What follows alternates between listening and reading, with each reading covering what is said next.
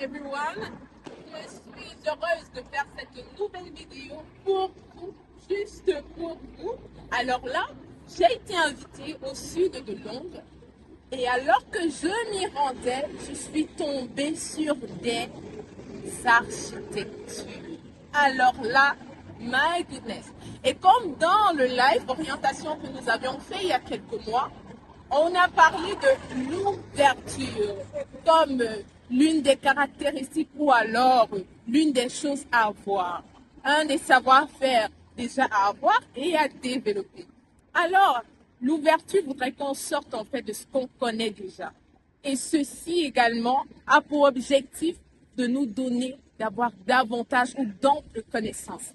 Eh bien, ceci m'a beaucoup intriguée parce que ceci était totalement différent de ce que j'ai eu l'habitude de voir au Cameroun. Alors, je vais partager avec vous ces différents édifices. Seulement leur hauteur, my goodness. Voyez avec moi. Waouh! Je pense que cette vue-ci là, elle nous présente des bâtiments qui ont des formes différentes, des architectures spécifiques. Regardez de l'autre côté, on se pose bien la question, comment est-ce qu'on fait pour gérer les eaux? Surtout qu'en Europe, vous savez, la neige, la pluie, le froid, en tout cas, comment est-ce qu'on fait? Quel est le climat là, à l'intérieur? Bon, bref.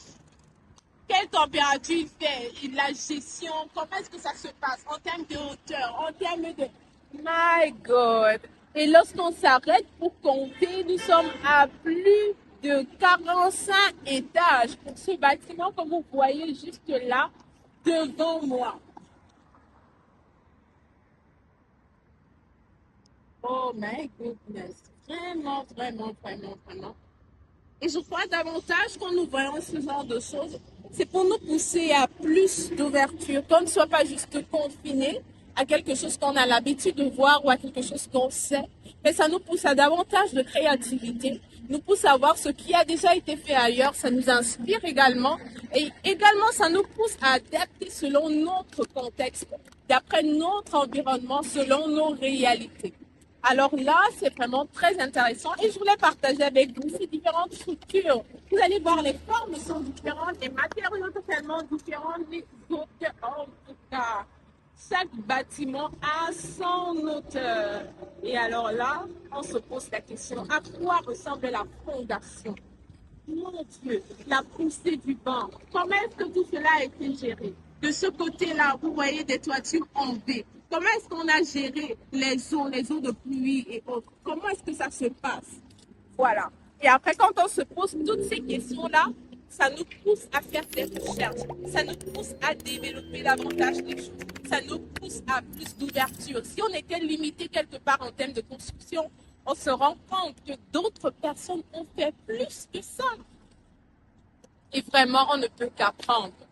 Donc, je voudrais simplement que vous partagiez avec moi ce que vous pensez de ces constructions, quelles sont vos observations sur le style de construction, sur la forme des édifices, sur la hauteur, est-ce que ça vous parle, est-ce que c'est quelque chose que vous aimeriez voir, est-ce que vraiment, qu'est-ce que vous ressentez au plus profond de vous?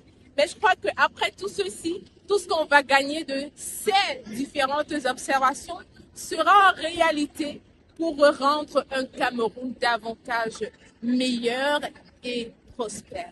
Sur ce, je vous souhaite de passer un très bon moment dans ce que vous faites et rendez-vous très prochainement.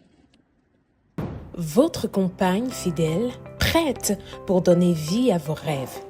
Danka Architecture and Design, elle s'offre à vous pour des conseils, l'assistance dans le choix du site, la conception 2D et 3D, l'aménagement et design intérieur, les rendus, les simulations, les devis quantitatifs et estimatifs, la maîtrise d'œuvre comprenant suivi et contrôle du chantier et la mise à disposition d'une équipe compétente pour la réalisation de son projet de construction.